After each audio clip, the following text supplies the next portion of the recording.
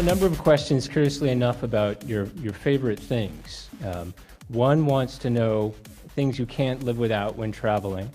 And one person, one well-informed audience member, of course, wants to know what your favorite whiskey is. Well, I don't see what the difference between the two questions. I sure do miss Hitch, and I know that I'm not the only one thinking, what would he have made of the politics and meandering of today? And, indeed, who exactly would he be Hitch-slapping? Truly, he's sorely missed for his intellect, charisma, passion, and, of course, unmatchable wit. As Harris once put it, the man had more wit and style and substance than a few civilizations I could name. To kick off this Q&A, in which I take you on a tour around Portsmouth, the birthtown of Christopher Hitchens, and also the city that I live in, I have some absolutely amazing news revolving the great man. I have been very graciously given permission by his lovely widow, Carol Blue, to make him the most powerful card in my game, Debunked. And here's the design. Absolutely awesome, right? I mean, I owe my artist a tip, that's for sure. Honestly, I cannot express what an honour it is to be able to celebrate someone who so heavily impacted my life. I am just incredibly grateful and truly and sincerely humbled. And to celebrate this champion of a card, along with the fact that the gates for buying the Kickstarter version have just been reopened for just 2 more weeks, Buy yours now! And that I've just hit 200,000 subscribers, I've paid my wonderful girlfriend Hannah to pick me up a bottle of what Christopher Hitchens called the Breakfast of Champions. And that is Johnny Walker Black. Except no substitutes.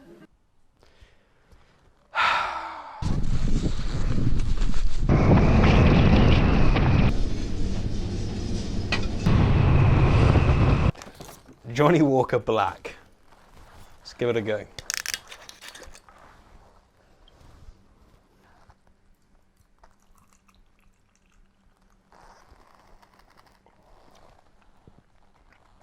Breakfast of Champion. My heart. Oh God. So we'll drink more of that later. For now, grab your helmets because we're going sightseeing.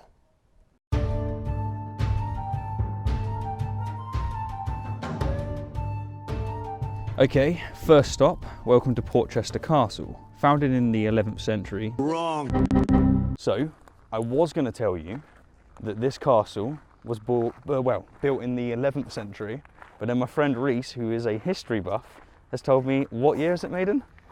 Don't know the year precisely, but it was actually 3rd century, so the latter part of it. So that right there, and I'll take the camera, that is 3rd century. Which makes it nearly 1700 years old. So, let's do that again. Welcome to Portchester Castle. Founded in the 3rd century, but heavily advanced during the 11th century, this medieval fortress commands an excellent view of Portsmouth Harbour and is the perfect place to answer a few questions. But first, I'd like you to meet Reese. Reese is one of my best friends, and he's played a big role in Debunked. From helping me form the mechanics, to suggesting card designs, to sorting product creation and delivery, he's been awesome. And within this video, he's going to kindly read your questions. First question, Brojo asks, how are you doing personally after the whole ruckus with being disowned by the ACA? Like, what are you doing to recover from that unexpected backlash? Good question, though rather than the word ruckus, I prefer the word kerfuffle. Kerfuffle. I have mixed feelings on the topic, and indeed the current climate as a whole, if I'm perfectly honest. And I'm actually working on a video right now in which I give all of my thoughts, and so you'll probably be pleased to hear that. In short, however, I'm fine, and I'm pleased to say that the ACA has since retracted its statement. And as far as recovery, I've received tons of messages from the trans community who have accepted my apology, and that is literally all I could ever have asked for, and for that I'm very, very grateful. However, there's a small but very loud group which are incessantly distorting my views and calling me transphobic, and there's nothing I can really do about that within the realm of being respectful. It's very unfortunate though, because they are hurting the very community that they are claiming to fight for, and that sucks. Next question, Richard Gorges asks, If critical thinking is generally valued, why isn't it focused on at a younger age? Brilliant question, and it immediately reminds me of a quote which was utilised by one of my all-time favourite movies, The Departed. My theory on feds is they're like mushrooms. Feed them shit and keep them in the dark. Indeed, keep children in the dark and feed them shit, because that way they'll toe the line. They keep digesting the teachings of the church or mainstream media, buying everything on finance and installing the same disdain for critical thinking and discourse as their elders installed in them. It's a very vicious cycle, unfortunately. If I personally had sway over the curriculum, make no mistake about it, critical thinking would be a critical subject because one, unlike most other subjects, it permeates to nearly every other subject, and two, it would create a more thoughtful, empathetic and pragmatic generation of people who would in turn enact more thoughtful, empathetic and pragmatic policies. I'll tell you what, let's make a petition. Bring back the Enlightenment. Marty Ventura asks, what brings you the most joy in life? And also, possibly related, what brand of tea do you prefer? I'm a Yorkshire tea man myself. Well, I don't see what the difference between the two questions are. Oh, okay, I see what you did there. But honestly, my answer to the first question is friendship, and that includes my friendship with my wonderful girlfriend, which has additional benefits, you may say, to paraphrase Hitch, that have diminishing returns. But jokes aside, by virtue of us being a social species, we simply can't do without friendship, and this is true no matter how introverted we are. I'm quite introverted, and it's still the case for me. Without friends, you can have all the fruit in the world, but it's still fruit. But with friends, it's a conversation, it's a shared experience, and in my case, it's a 2-hour debate over whether or not a tree falling in a forest with no one being there to hear it, whether or not it makes a sound. But to answer your more important question, the best blend of tea is Whittard's English breakfast, except no substitute. Literally, it's the breakfast of champions. Robin Edwards asks, should you be angry with people if free will is an illusion? My only criticism of Matt is that he gets so angry when he knows that they didn't choose their beliefs. Well, Matt doesn't have a choice but to be angry, does he? Poor wit aside, I agree with you. There's no need to be angry with any person or anything in life, but as an irrational ape, you will be, and that's justified, just obliquely rather than directly. The same is true for Matt, myself, everyone else. We don't get a choice. We were given certain cards, and we're going to have to play them in a certain way. It doesn't matter that life itself doesn't work that way. In his book on free will, Sam Harris wrote about how he feels bad for psychopaths and even for mass murderers. And I've got to say, I do too. It may or may not be the case for you as well, and for Matt. But ironically, people will accuse you of being non-empathetic for having that view, when really it takes a hell of a lot of empathy to be able to put yourself in that situation and realise that if you were dealt the same shit hand, you'd have played it all the same. And because of that, it does reduce how angry one might otherwise be with the world. There's no need for vengeance, for example. It doesn't make sense under that paradigm. And it doesn't really make sense to be angry with people who are not getting your views, unless you think that being angry with them is a way in which you can get through to them. Okay, next location. Welcome to Portsdown Hill. As you can see, the hill has a magnificent view of Portsmouth and its harbour, which has historically been utilised by the naval base for precisely that reason. What's more, it offers a marvellous view of Hayling Island, Gosport, Portchester Castle, and indeed, the island upon which I was born, the Isle of Wight. Brian Anderson asks, now that you've more or less set down the path of Harris, Dawkins, Schirmer, Pinker, and others, who the left pole despises for not joining their particular brand of religion, will you expand your format to include interviews and debates? Also, will you continue to tackle controversy even if it means being savaged by the SJWs and the alt-right simultaneously? So I had to Google the left pole to understand your question, and I found this hilarious clip from Steven Pinker. I sometimes refer to the mythical place called the left pole. Now, just as when you're at the North Pole, all directions are south, the left pole is the mythical spot from which all directions are right. Let me put it this way. I give you my word, as I do to everyone listening, that I will take on any controversial topic that I want, regardless of who savages me. Conversation is everything, and without people talking respectfully about controversial topics, we're left with only zealous voices that can be heard, and that's always bad. Right now, if I'm honest, or in my opinion, I should say, there is a real fear among content creators of being defamed, deplatformed, demonetized, and straight up ostracized. And because of this, they're avoiding certain topics. And I certainly understand why, but I will always do my best not to do that. And as for whether I'll do more discussions and debates in the future, yes, I think I probably will. But the bulk of my content will be what it has basically always been, and that is the overusing of the word debunked. Andy Slater asks, what number does your favourite colour smell like? You spelt colour wrong, mate. You're talking to an Englishman. Come on. Thunder. Final answer. If my answers frighten you, Vincent, then you should cease asking scary questions. Yelton asks, what are your main hobbies and interests outside of debunking irrationality? And what is the status of Patreon hangouts and monthly giveaways? Yelton, you legend. We've sure come a long way since you first started supporting my channel, huh? Thanks for sticking around, bud. I really appreciate it. So outside of YouTube, my hobbies include weightlifting, table tennis, Dungeons and Dragons, and video gaming. And of course, I very much enjoy visiting historical landmarks, adventuring with my wonderful girlfriend, and debating for hours with the likes of Alex O'Connor. It's a good life, huh? And to answer your other questions, I am very sorry for the delay in regards to Patreon goodies, but here's 5 monthly giveaways and above them, the winners. Congratulations all, and thank you very, very much for both supporting me and for your unyielding patience. And as for a hangout, I've put out a poll on Patreon for you all to vote on. You can decide on the day and time, and I'll make it happen. It's gonna be glorious.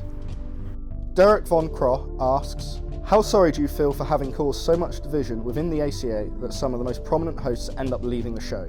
Was that highly specialised elite athletics topic really that important? Can't help it, man. Tracy Harris. What a loss. The ACA losing Tracy, who is someone that I have always and still very much respect, despite the fact that she's not too fond of me, is indeed a big loss, and I am very sorry to see it. However, I do not think that I am responsible for this kerfuffle. Rather, I think that I was the catalyst. By talking to many people at the ACA during my stay, I can tell you with certainty that this division, if you will, has been brewing for a very, very long time. The capital of the left pole, it seems, is located in Austin, and for years now, they've had a pretty big grip on it, though not so much anymore. This is why moderators have been deleting comments that don't fit their narrative for years. So yeah, I was just the final straw. That camel's back was going to break in any case. And for our last stop, let me introduce you to the HMS Warrior. Built between 1859 and 1861 as a response to aggressive French shipbuilding, at the time of her creation she was the largest ship in the world and one of only 2, the other being her sister ship, Black Prince, to have armoured plating and an iron hull. Aaron Michael Stevenson asks, again, can you please get on the Joe Rogan podcast? People, please, tweet at Joe to get him on. Yes, I second Michael's request. Let's tweet Joe Rogan. I think him and I would have a really fruitful and fascinating conversation on many subjects, from conspiratorial thinking to veganism and indeed transgender athletes. In fact, I genuinely really enjoy that conversation, so it's worth a try. But he is a very, very busy man, and he has access to people who are far more interesting than I, and so maybe we won't get so lucky. In any case, upon releasing this video, so now, I've tweeted him, and if you'd like to see it happen, come and share my tweet, try and get his attention with me, and perhaps we can make it happen. Austin Hernandez asks, how is life as an atheist in the UK? Do you ever get mocked? Are there any far-right religious nuts there? There sure are in the southeastern United States. I assure you, Austin, there are religious nuts everywhere, but in the UK they tend to be less in power. Being an atheist in the UK is the norm, or at least in the south of the UK. I think it's the same for the north, but I can only speak for the south. Anyone you meet that's under the age of 40 is pretty much going to be an atheist, and the topic seldom comes up. But when it does, the religious tend to accuse atheists of being closed-minded and arrogant, despite the fact that it's them that are closed-minded, and it's them that have humbly concluded that the universe was created with them in mind. But at large, the UK is a fantastic place to live as a non-believer. Put it this way, by visiting Texas, I've realised that I am very, very lucky indeed. Louise Danielson asks, have you experienced a time in your life where an event and or an interaction with a person made you re-evaluate your entire perspective on a certain matter up until that interaction or event, really profoundly reflecting on your film of view and changing stance or direction because of input or something happening? Yes, plenty. The best example that comes to mind is when I first discovered evolution by natural selection. That completely reinvented me, if I'm going to be blunt. It was a paradigm shift that I have not since anywhere near experienced. It shattered what religious beliefs I had left, because I was tethered slightly to a rendition of the watchmaker analogy. A more recent example that comes to mind has to do with music. Where I used to work, there was a guy called Nick, I assume he's still there, and he quite uniquely wouldn't judge people for their taste in music. And so while everyone, including me, was judging everyone for their music, he was just cool. And yeah, it triggered a shift in me. It was a realization where I thought, what am I doing? It's so tribalistic. So nowadays, I just appreciate that I like chocolate and they like shit, but I don't need to tell them that. And final question, Paul Brennan asks, please forgive me if you've already done this. Have you considered a video on climate change denial? As most people know next to nothing about such a vastly complex area, it's a classic case of having no option but to trust the experts and the scientific method. You know, I haven't really publicly touched climate change and the degree to which humans are exacerbating it, but considering how many have liked your comment, Paul, I'll do so. Why not? I've added it to a poll for patrons to vote on, and should it be chosen, I'll do my best to objectively tackle the subject and to get either climate scientists to review the work or climate scientists to chime in themselves. Great suggestion, Paul. Thanks. All right, let's conclude because the water's coming in.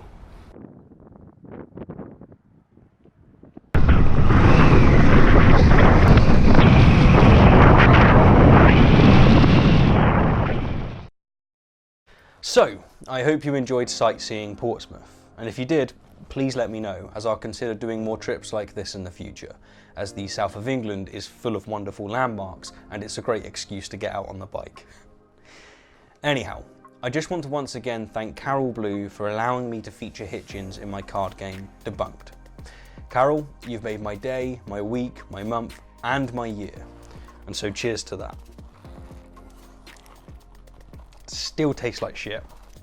And I'd also like to thank all of you now watching and express just how thankful I am for you helping me hit this milestone. 200,000 subscribers is no easy margin, and I really can't convey just how appreciative I am. Thank you. Now, the exclusive Kickstarter version of the game is available for pre-purchase right now and only for 2 weeks, after which time there will be a few months in which the game is unavailable, and then only the retail version will be available. So, if you missed out on backing it, here's your last chance. Over 90% of all the cards are now complete, and the production and delivery are soon to occur. I hope you all like the designs, because I sure damn do. And if you have any suggestions, any changes, or any other cards, let me know. There's always a chance that I'll put them in. Anyhow, as always, I'm Stephen Woodford. It's true, my name never changes. And thank you kindly for the view, and an extra special thank you to my wonderful patrons and those of you who have supported the channel via other means. Without you, I would have to fear the left pole, but because of you, I don't. Well, kind of, anyway.